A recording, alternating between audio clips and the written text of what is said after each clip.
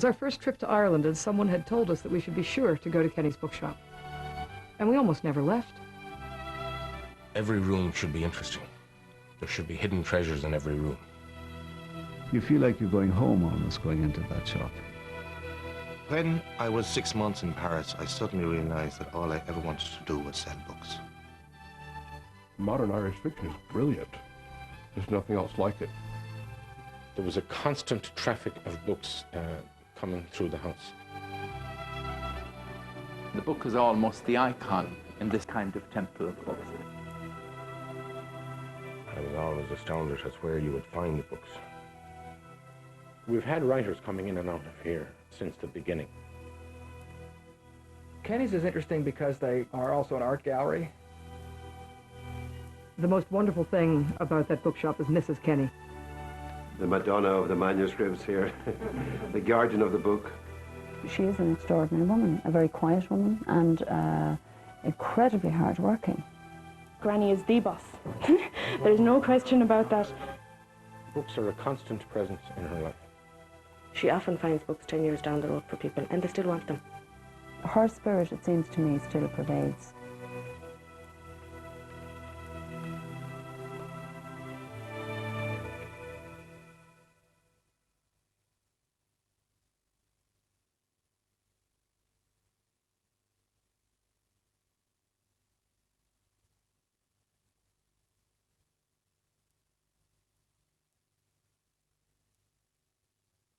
I met Des on my first day at university. And as he used to always say, in later years, that was that. From there on in, there was no pushing between them. They were, I was saying there was no pushing between them. They were off in a hack. He had graduated 1 year before I did. He was finding it very difficult to get a job in the town of Galway, which was then had a population of 18,000. And there was no industry. There was just the Galway woolen mills for employment. But then there were so many people coming out of school, you know, you came out of school 14, 15. And of course they all had to flock to England. So Des, his old teacher in the Jesuits, he went to him for guidance, and he said, why not a bookshop? And we thought this was just an absolutely wonderful idea. Books were a luxury, unless the ones you had to get for studying, that sort of thing, but they were a luxury. The bank gave us £100 eventually, hard work, £100 overdraft, and we were able to get this premises for 32 shillings a week. It was crazy. It was really. But there is one thing about the Kennys. They always had the great ideas. They had very good ideas. And of course they had the work to do it. Well, Grandad was always the dreamer, as I would say. You know, he always had these idealistic visions, and Granny was always the really practical one.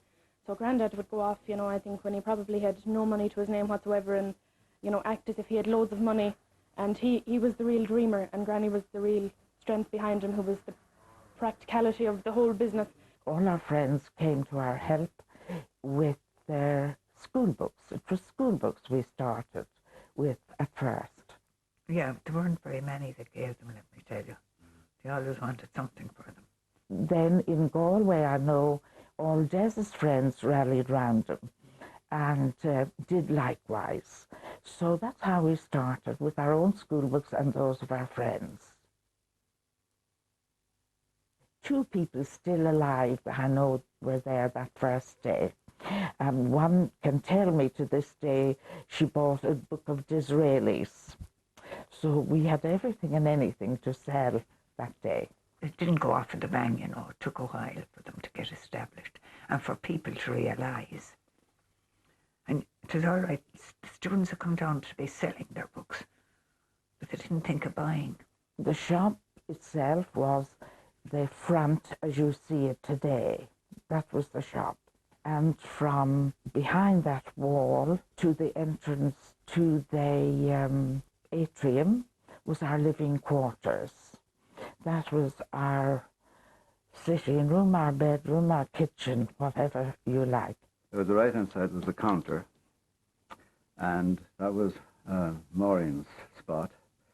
Des, the father now, he would be wandering around the place if he was there, because a lot of the time he wasn't in the shop in those days, I think. And you went through the archway into the other room, and on your right-hand side there was a fireplace. We, in fact, cooked our first Christmas dinner there. We cooked turkey in a pot oven, the coals from the fire, top and bottom. I can't believe that this is the same bookshop that I worked in 1942.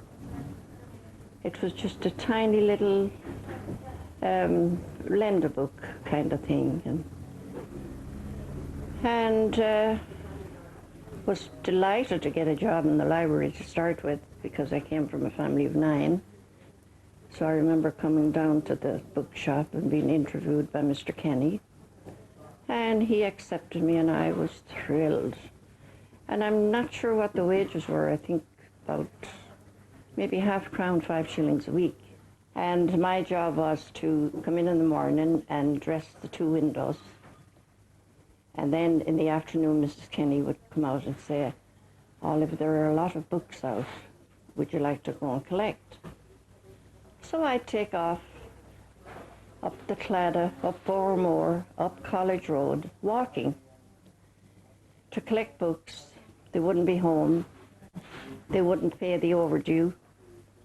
One house I went to, the door was open, and I thought, that looks like the library book there.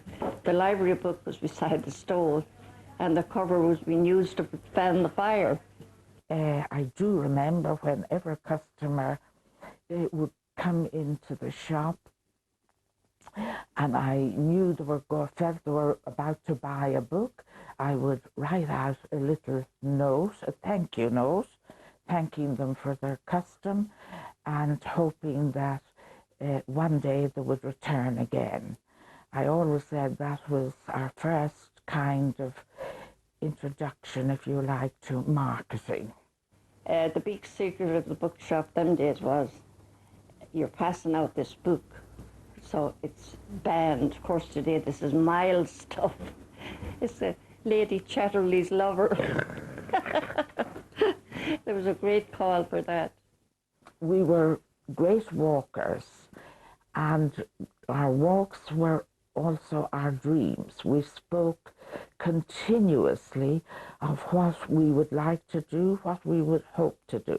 I remember, for example, being taken for walks along the prom as a child, and that's all they talked about. Books. Books, and this book and that writer and the other book and this edition and such a library and so on. One of the strongest memories I have of childhood, and that would be of my father backing the car down of a winter's evening. Then we would start to unload the books from the car, because he would have bought a library up country. And as you were unloading, you'd be kind of eyeing a book and you'd say, I must try and get that up now. And you'd be hiding it away from my mother, so she wouldn't see it in case she had a customer for it, because then you could sneak it up to the bedroom and maybe read it later. I remember in school and people who say, "Oh, you were so lucky, you've all those books to read." And I mean, I used to look at them and say, books to right. dust. Yeah, we only ever thought of them All as those books to dust. carry in and out of the car, and you'd only have emptied the car and you'd have to fill it again, and it was just always stuff moving, or you suddenly lost the only wall that was left in your bedroom because it was filled. The father decided, we need the space, these books won't sell that quick, so we'll shelve your room and put them into it. We were weaned on books. I mean, the story goes in the family that as a kid, when I was brought home, you know, I was kind of an afterthought, I suppose, and there was no cot left in the house. So my first bed was the bottom drawer of a bookcase. I was very ill as a child myself. I had a serious asthmatic problem, so I spent maybe 50% of my school time up to about the age of 14 at home. I'd be in school for a week, at home for a week, in school for a week, at home for a week. And my father used to bring these piles of books that were left beside the bed. And they were pretty eclectic. I mean, I went through the Biggles and the Treasure Islands of this world fairly quickly. So he would bring me a history of the Jesuits, or the life of St. Ignatius Loyola, or books about travel in China and things like that. And I was a voracious reader. These simply passed the time for me, I suppose. We very often in those years bought a library sight unseen.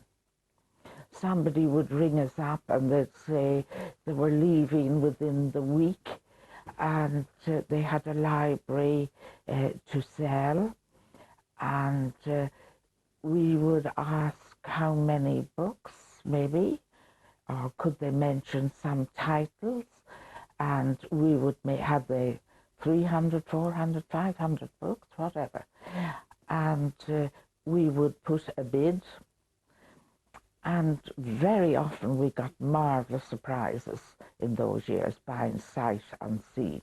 I wonder what this one will bring. Hard to know. You never know, do we? Until we get there.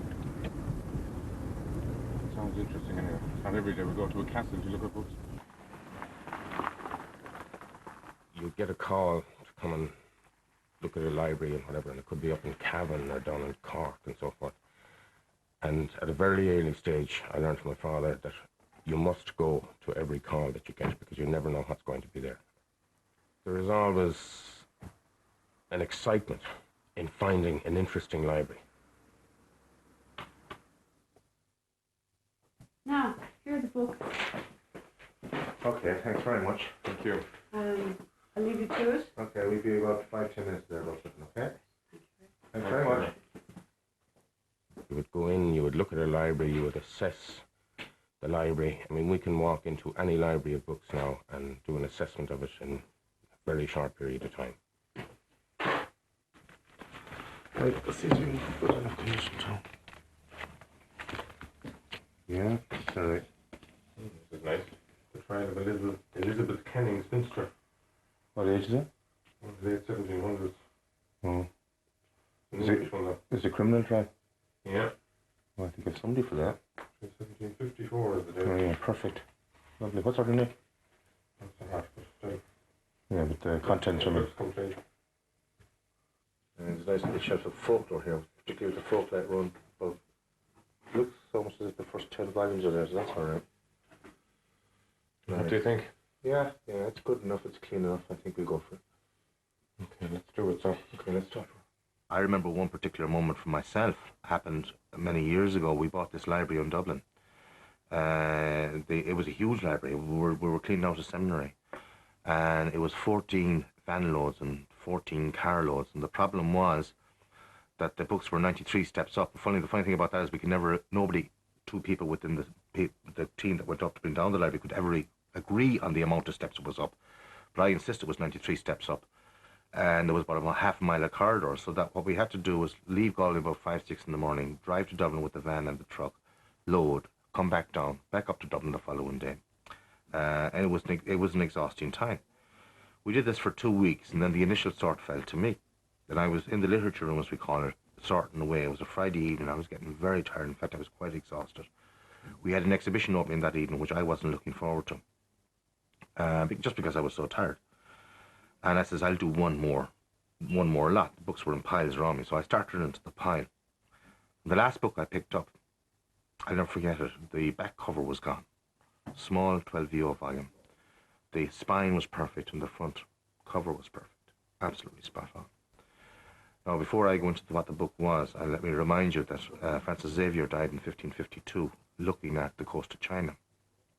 And that in those times, the trip from the West to the Orient often took a year, 8 months. The date in the book was 1560. The place of publication was Venice, and the title was what caught me. It was in Latin, but thanks to a good Jesuit training, I was able to decipher it. And what I had in my hands were the first popular edition of the letters from the Jesuit fathers to the relations in Europe. And what I really had, in real terms, was the first telling of life in the East in modern Western history. And I could feel this tingle going up and down my spine. I could feel the hairs rising at the back of my neck. Because A, of what I had in my hands and what it meant, but also I knew I paid for the library. The tiredness vanished immediately. Now, those sort of moments will tell you something about what the book is to the bookseller. And maybe in a bookseller's life, he may have 3 or 4 or 5 such moments, and they are treasured. I just love when I hear they've gone to buy, or an auction, or to buy a library or whatever, because all of a sudden these books start coming into the bindery, and, you know, it's lovely to look through all these old tomes. Oh, where did you pick up this little gem? This is one of the books that we got out in Shrewd a couple of weeks ago. Oh, this looks very interesting, I must say. It's one of the more expensive items from that library. Okay, and do you have a client for this? I do. Desi has a client, so if you could do it in the next couple of weeks, it would be great. Yeah, well, what's about, I suppose, there's a lot of stitching on this now, Connor. Right. And repair work, so I'd say we'd want maybe a month. Yeah, okay. And what type of cover? Well, I would suggest probably half calf. What do you think? Yeah, I think so. With marble size or cloth size? I'd say marble. That would be my preference anyway. Okay, and what about the tooling on the spine? Keep it simple, something blind, fairly simple. Is it blind? Yeah, that's okay. Okay. It's the 18th and a century slipcase? Slipcase? No, it doesn't need a slipcase. It doesn't. I wouldn't. Yeah. Well, how did Shrewd go for you anyway? It went great. It was a lot of the stuff was in relatively poor condition, so there'll be a fair amount of regular binding coming out as well. Good, good. Well, that's good to hear. Always. It's a natural thing that we buy books wherever we go. Even on holidays, we buy books.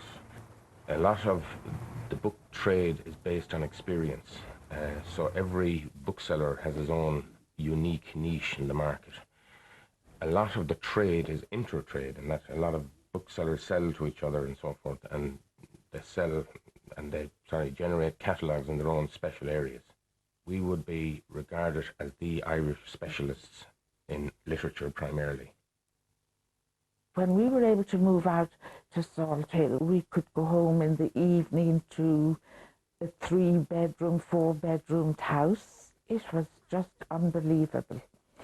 Those early years, all the years for that matter, in Salt Hill. Now, of course, we had to find extra rent. And 6 of us arrived along. We were hungry and we were cold. We let them know it. So they had to feed us and clothe us, and they did. And my father went away to work elsewhere. He was personnel manager with Galway Textiles, and it gave him a great insight into the big world of business. He was learning, for example, the value of export, which wasn't a word you heard much of in the 50s at all. He was, and he understood this. He also realized, working in a textiles factory, the importance of showcasing, of exhibiting, of showing off, etc. Worked to its best advantage. But he never actually strayed away from the shop. Any free time he had, he'd come back into the shop, try and squeeze another few shillings out of the day just to meet the rent. And it was while he was away that my mother really began to develop the shop into the area of strong in Irish culture, strong in Irish literature, strong in Irish history, and strong in Irish language. For example, my mother, in order to change the bookshop a bit and make it more attractive, began to introduce craftspeople into it. And this attracted a new kind of an audience, a different audience, tourists, of which there weren't really many in the 40s and indeed in the 50s. Coming into summer, she would spend hours and hours and hours writing out on little postcards in a very, very fine fountain pen ink, little notes for all the bedrooms in the bed and breakfast in Galway at the time, thought for a rainy day, come to Kenny's bookshops. And I suppose the kind of eclectic mix that she managed to put into the place between different sorts of crafts and books and gradually paintings, because this was how artists came to join us first, began to make the place more attractive. Kenneth Webb showed his first paintings, and we're still showing them today. My first meeting with the Kenny family was through Maureen and Des. This would be 40-odd years ago.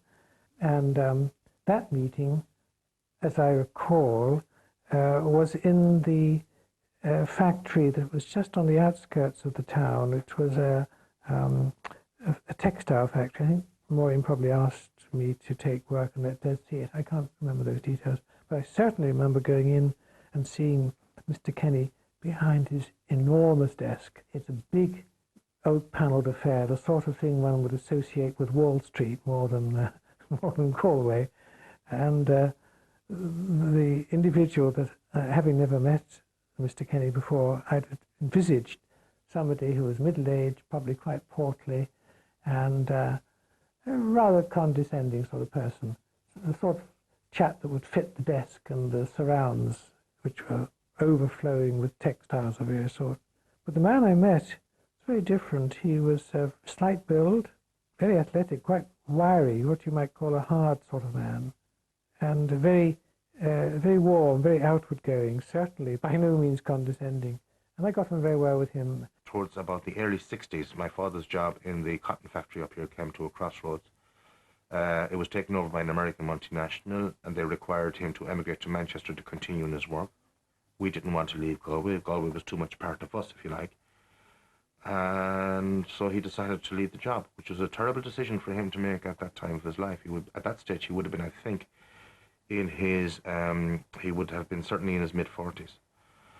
Mid to late 40s, and he was not doing much, and then suddenly he began to bring all his marketing expertise to bear on this business here, on the bookshop business there, and I suppose that was a major step forward for us. Our first catalogues began to appear at that time. He manifested this by going out to buy a second-hand Roneo stencil machine, which was installed in my bedroom, and I began there to produce catalogues. These were simply cranked out, page after page after page, and the pages would be stacked all around the bedroom, and then eventually taken down, put around the dining room table, and all of the family would go around collating these pages together and bringing the catalogues together, stapling them, putting them into envelopes, labeling them. And sending them out with a prayer. That was a very exciting time. And the orders that came back, we had sold practically the entire catalogue and most of it locally, which gave us great encouragement and hope. We were then beginning to move more for the first time into the export business. And it was through selling, through catalogues, that we became aware of the great hunger there was for Irish culture abroad. I guess I've known them since their first trip to the United States, where they had a booth at the annual meeting of the American Library Association. It was in Washington, D.C. And I was trying at the time at Yale to make sure that we had very good coverage of all the great literary and historical regions of the world. So I went right away to them and began talking. All of these great research libraries around the world, and especially in the United States, hire subject specialists. We have one in English language literature, for instance. They have huge numbers of books to survey and huge numbers of publishers and regions to cover. They can't do it by themselves. So the relationship we have with Kenny's is one of having, in effect, another bibliographer, one specializing in Irish publications, especially Irish literature and history, working for us, but best of all, working for us where the books themselves are published. We've had this collection a while. I'm not quite sure how it came. I think Conor will probably give you the note on it. But it's mainly ephemera. It's dealing with the 1918 in particular. And it was all gathered by one person? Yeah, well, I think he was some sort of a press officer for Sinn Féin at the time. You know, if you look at this here, for example, this is obviously a propaganda sheet. Right. Chum County Galway, shut up by the police. I mean, there's very little information. You don't know what shut up means. Right. Yeah. Nevertheless, I mean, they have two sets of information here. It's quite interesting. Ever so often, I get a phone call from his desk, select 3 books for me. Now, he had never asked me to do this before. And I would then go and I would select 3 books from him, or 4 books, 3 books normally. Initially, of course, these books would come back the following day, a load of bloody rubbish. Or there'd be no comment on it. And maybe a week, maybe 2 weeks later, I get another phone call, select 3 books from me. And this went on. I began to hate those calls because, you know, I didn't like the books coming back the way they were coming back. And there was an understatement there without it being said. And then, I remember one morning, only 2 books came back. And I was informed indirectly that the other one wasn't that bad at all. And I kind of remembered the other one I had selected for him, and I began to use that as my basis, as my first premise, if you like. And gradually then only 1 book came back. And I remember nearly cheering that day, but at this stage now the challenge was getting to me, and there was a challenge involved in this. And in a strange way, I began to know a lot about my father that I hadn't realized before, because I was finding my way into his mind through the books he was reading, the books he was enjoying. In 1968, they opened the first art gallery in the west of Ireland. And this, to all their friends, was another act of insanity. Couldn't they sell fish and chips? Couldn't they sell coal? Anything at all that was necessary, but paintings? Even in the 60s. We had plenty of living space. We converted most of the front of the house and added on to the front and made it a commercial gallery, well designed, wonderful light. And our first exhibition there was by John Keating. We always aimed at getting the highest, the best. John Keating had, at those years, he had retreated into himself. He was now in his 70s, and there was a new form of art coming forward, modernist, and not his style, so he couldn't take this anymore, and he withdrew from the art world altogether. But Des went and asked him, would he honour us by having our first exhibition of his work in our gallery. And his son Justin, to this day, said the Kennys gave his father new life, a breath of life. In Salt Hill, there was a great era of adventure, you know. George Lappin, Justin, a few more of us from Dublin came down with a show of sculpture. And Tom was saying, this is the first one we've had. Are we going any further than this, you know? Because people weren't aware really in Galway of sculpture as such. Painting, yes, but sculpture, no. So I said, this is the seeds of future furtherance, like, of sculpture in the west of Ireland, and it was.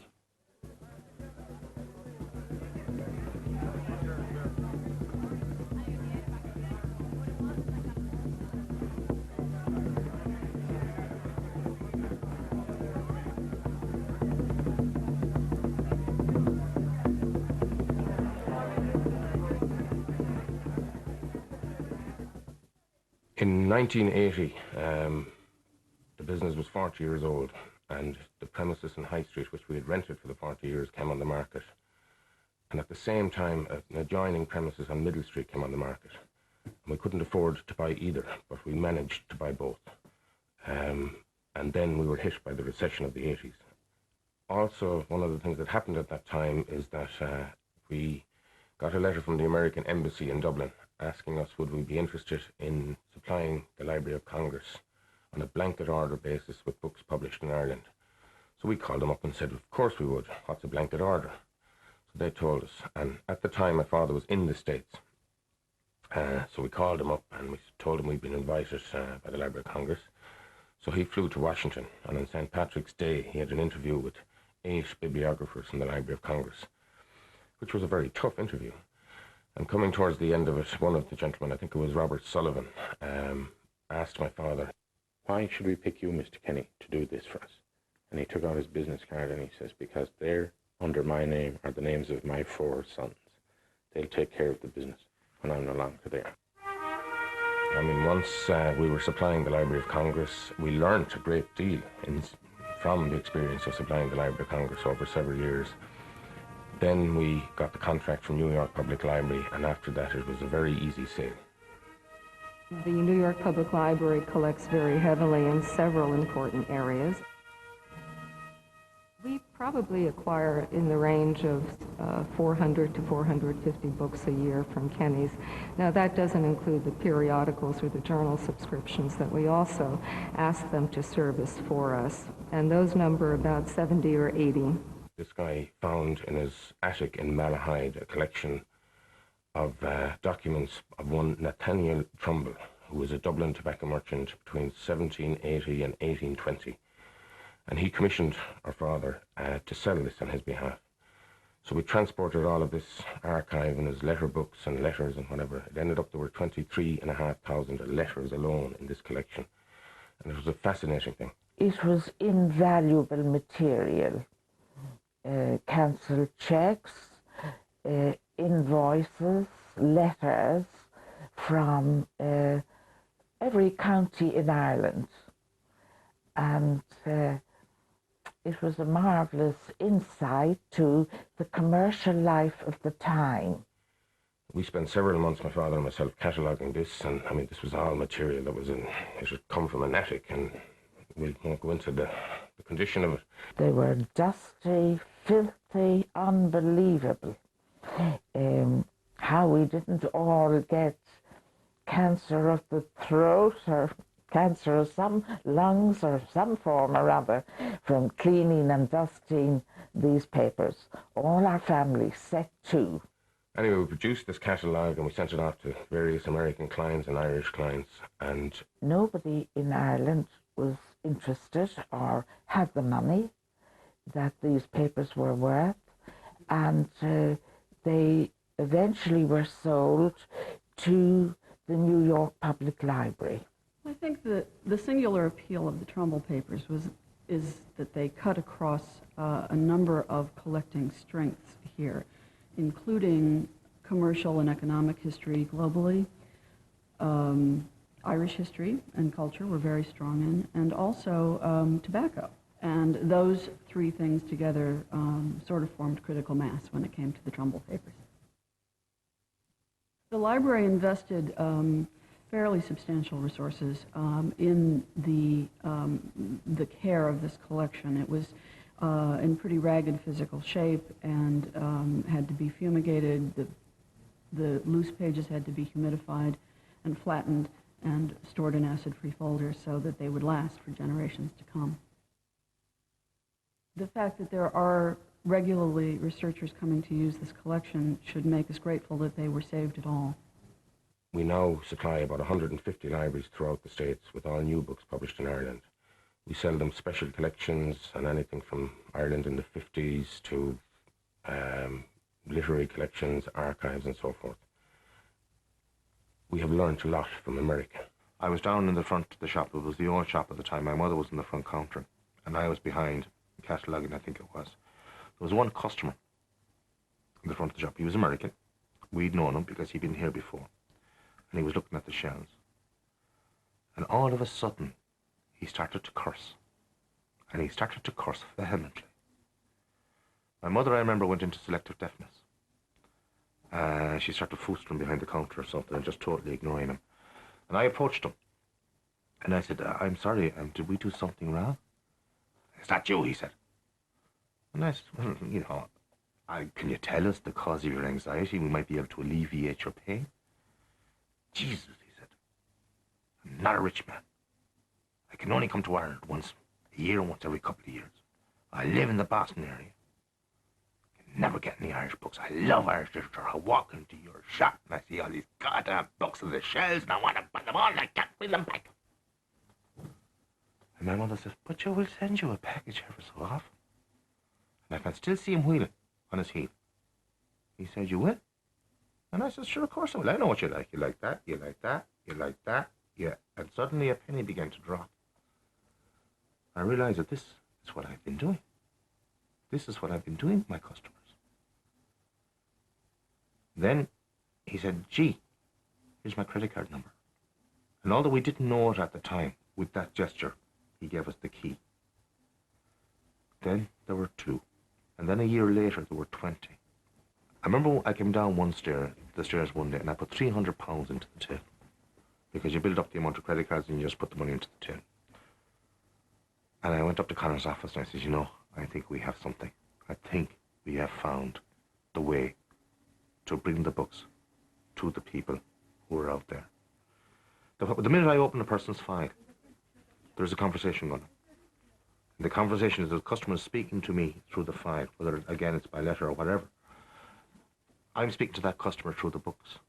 I'm saying, this is what I think you will enjoy reading. You will get pleasure out of this. And this will be good for you. That's what I'm saying. This person has something to say that will be of interest to you. And that journey, from the moment I leave this desk until I come back, is ongoing all the time.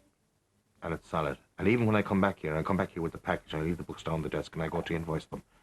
And I said, there's something wrong with this package. This package does not meet the profile I'm looking at.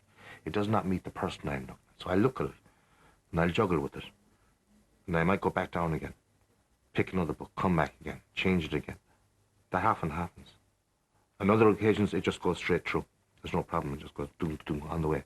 The books are set in approval, which means, of course, they can come back. And in actual fact, part and parcel of the idea behind the book club is you give the client the chance in their own home to say yes or no to a book. They have that ultimate choice, so they send the book back. I'm glad to say that very few books come back. I would imagine I would get no more than maybe 4 or 5 a week back, and I would send out 150 packages a week. But as long as there's a two-way traffic going on, and as long as they come back to me, and full credit is allowed, generally speaking, it's not a problem. You see, through the medium of books, we have become talking. And by talking, we've got to know one another. And by getting to know one another, we hear of the marriages, the deaths, the burials, the births, etc., etc. And you start to get to know the people. Tim loved Yeats. His son Greg read The Lake Isle of Innisfree at the wake, and I put one of 2 copies you sent him of Yeats's Fairy Tales of Ireland in the casket with him. That's as close as you can get to the bone. What happens is when I do a package, I pile them up over there. They pile up. When it starts to get top heavy, I ring downstairs, okay, lads, clean me up. And up they come, they take the books away. They pack them and off they go. And I think it's almost become part of our week now, is that every Thursday at about 11 o'clock or 12 o'clock, the truck pulls up outside, the lads throw the book. Well, they don't throw them, they put the packages into the truck, and away it goes. And then on Friday evening, the post office comes with the rest of the work.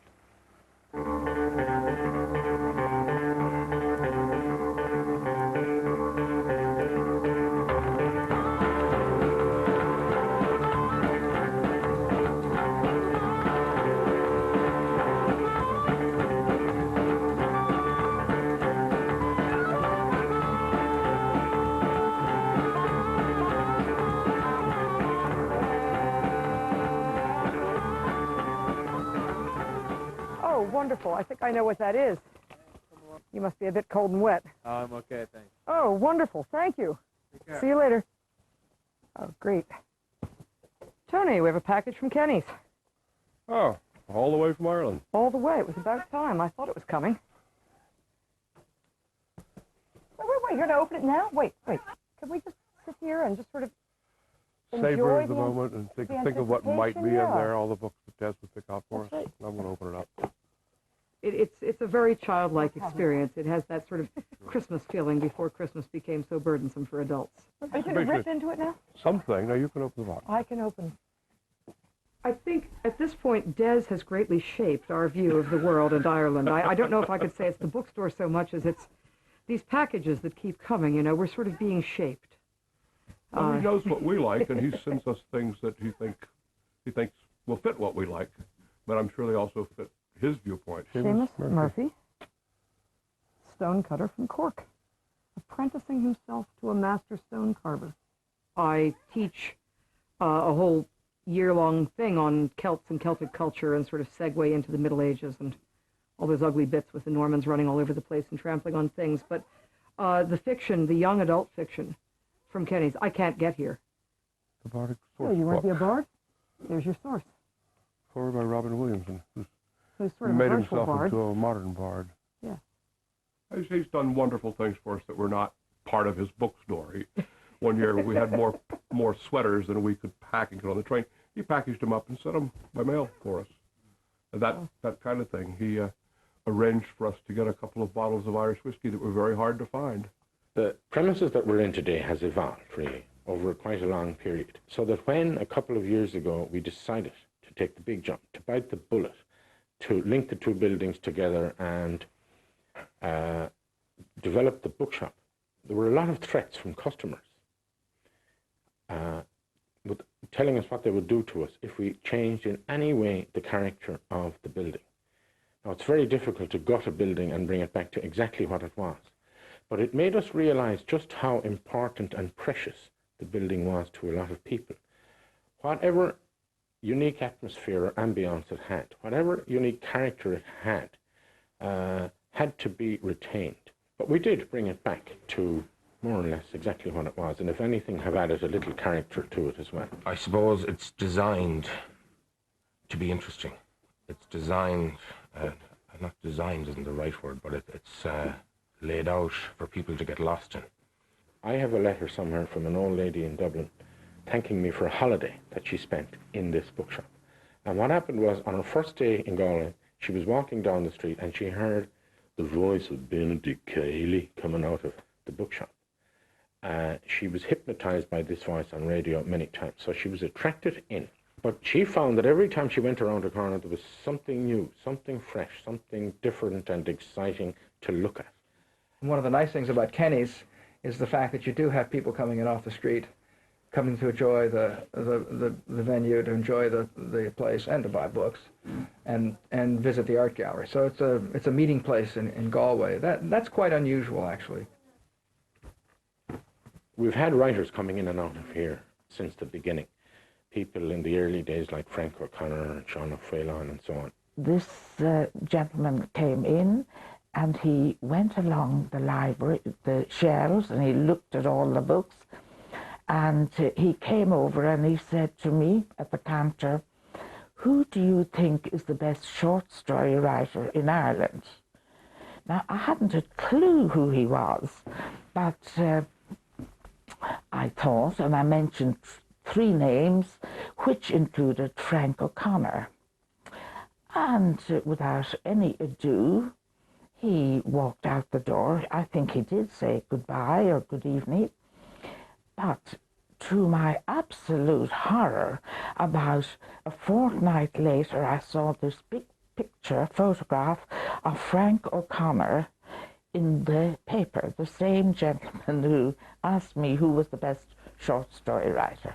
But it wasn't really until the end of the 60s, when a number of our great regulars died, that we suddenly thought, well, why didn't we actually record them while they were here? So it started off in a very tentative way.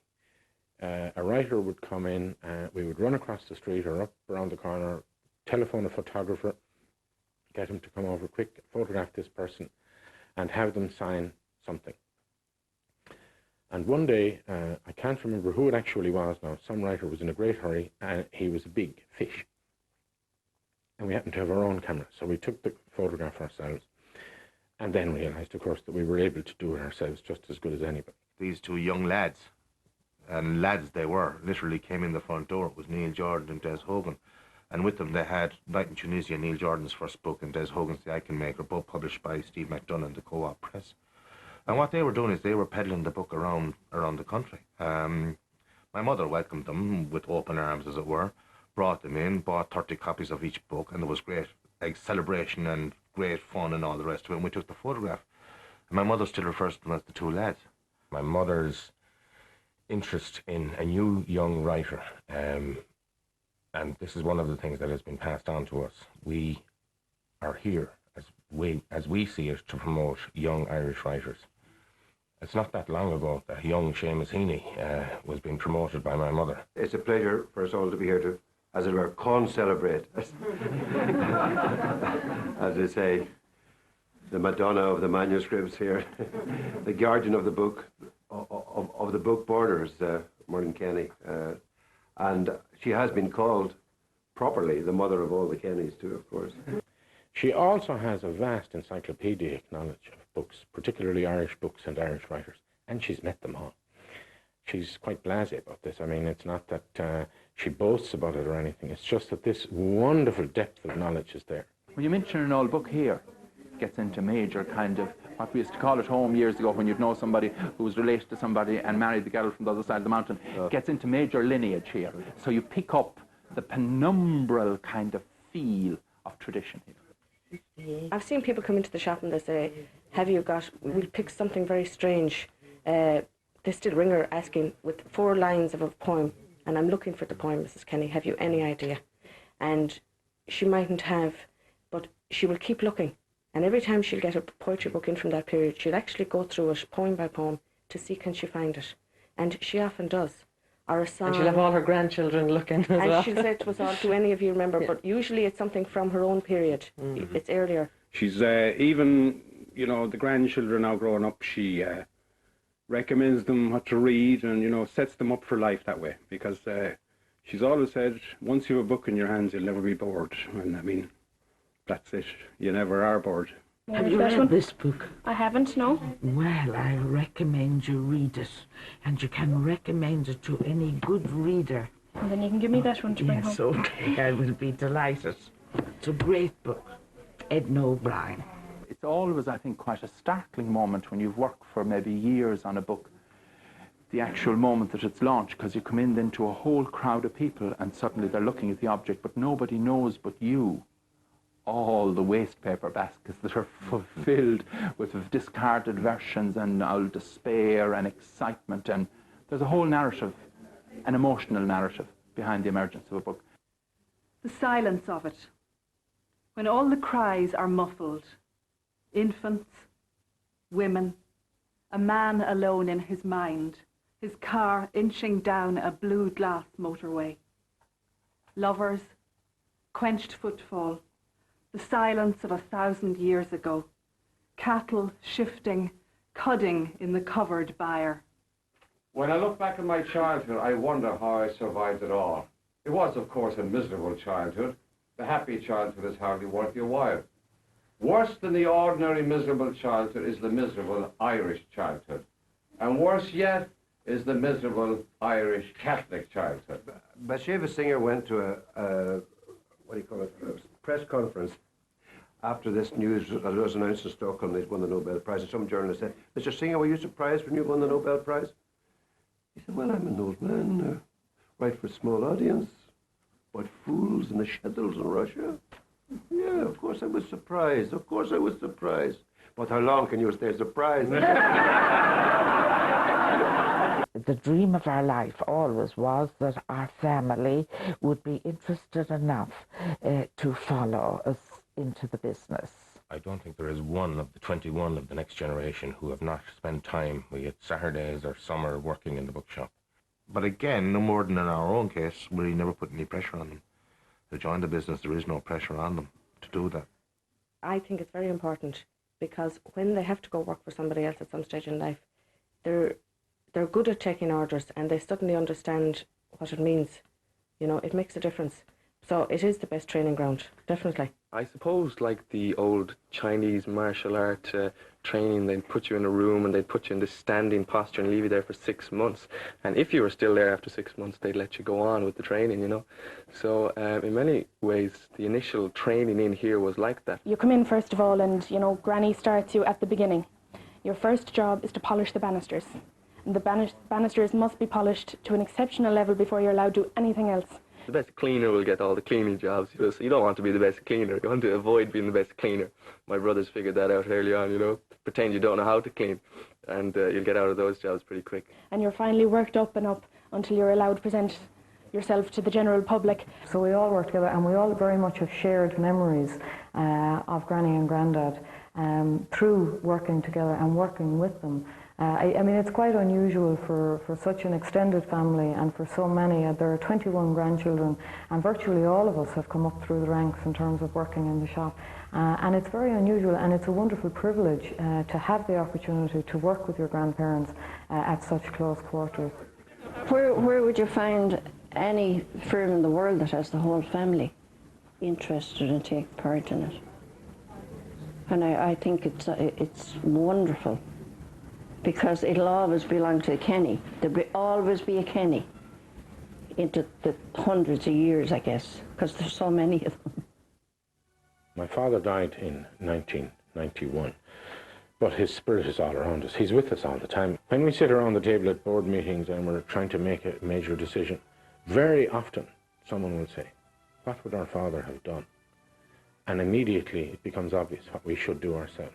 The last years of his life, he saw what he had always hoped to see, that the shop would grow and grow. I wish he were only alive now to see the fruits.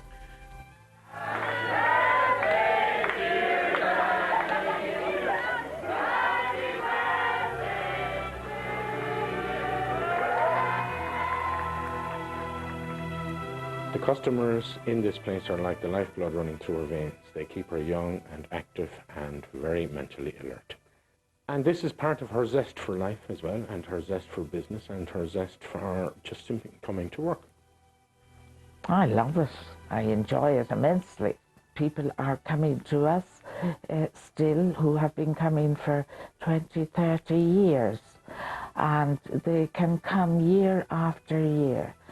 It is a way of life, bookselling, and combining it with meeting old friends all the time.